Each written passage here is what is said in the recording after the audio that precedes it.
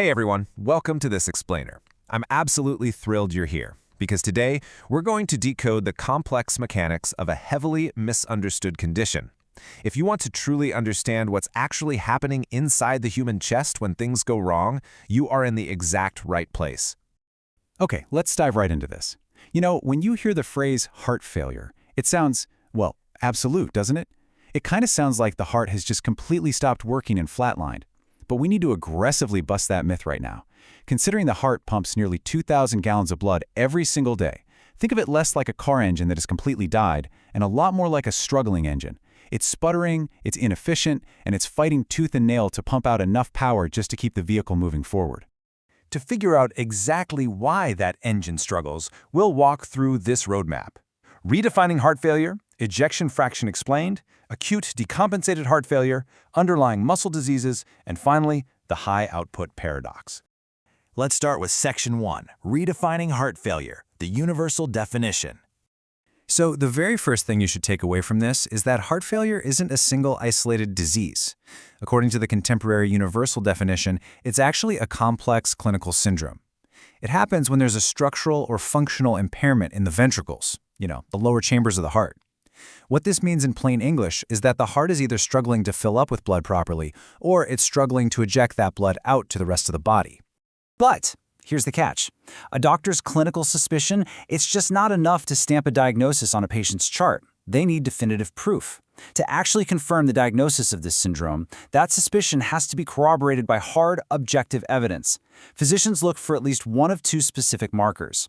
They either need to see elevated natriuretic peptide levels in the blood, which basically act like biochemical SOS signals sent out by the heart, or they need objective evidence of physical congestion in the lungs or the systemic circulation. Now, what's really fascinating about this shift in terminology is how we actually talk about the condition day to day.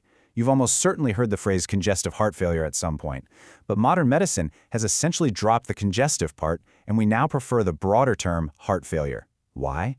Well, because it turns out not all patients present with symptoms of volume overload or congestion. Dropping that one word gives us a much more accurate, inclusive picture of the entire syndrome. Moving on to Section 2, Ejection Fraction Explained, Measuring Pump Efficiency. The primary method we use to classify heart failure phenotypes is through left ventricular ejection fraction, or LVEF. Think of it as the percentage of blood pumped out of the main chamber with each and every heartbeat. First, we have HFRF, or heart failure with reduced ejection fraction, sitting at 40% or less. This is typically characterized by progressive ventricular remodeling. Literally, the heart cavity physically enlarges, a process called eccentric hypertrophy, in response to volume overload. Then, we have a mildly reduced middle group sitting right between 41 and 49%, but on the other end of the spectrum, there's HFpEF, heart failure with preserved ejection fraction at 50% or higher. Here, the pump seems to be squeezing out a totally normal percentage, but it's still failing. Why? Well, it's heavily associated with diastolic dysfunction, meaning it can't relax enough to fill properly, and this is a state often linked to obesity and hypertension. But let's pause for just a second to highlight a highly encouraging subgroup, HFrIC-EF. This is heart failure with recovered ejection fraction. These are patients who initially fell into that reduced category we just talked about, but following targeted treatment, their ejection fraction significantly improved or even completely normalized to above 40%. This is exactly why identifying these distinct phenotypes matters so much. Getting the precise category right allows doctors to deploy the life-saving treatments that actually allow a heart to recover. All right, Section 3, Acute Decompensated Heart Failure, when things escalate.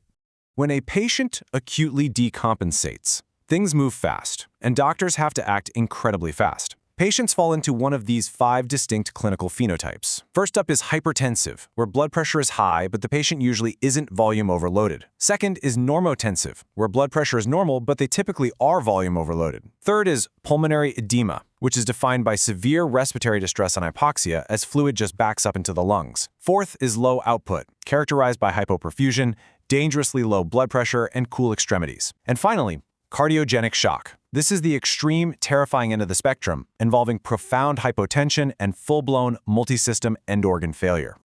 Let's step back and see how this builds in Section 4, Underlying Muscle Diseases, the cardiomyopathies. So, heart failure classification is deeply tied to cardiomyopathies, which are defined as primary diseases of the heart muscle itself. Structurally speaking, a heart can fail in three wildly different ways. In dilated cardiomyopathy, the ventricle dilates and stretches way out, dropping the ejection fraction below 50%. In hypertrophic cardiomyopathy, the muscle wall inappropriately thickens, often getting up to 13 to 15 millimeters or more, while the ejection fraction paradoxically stays normal or even high.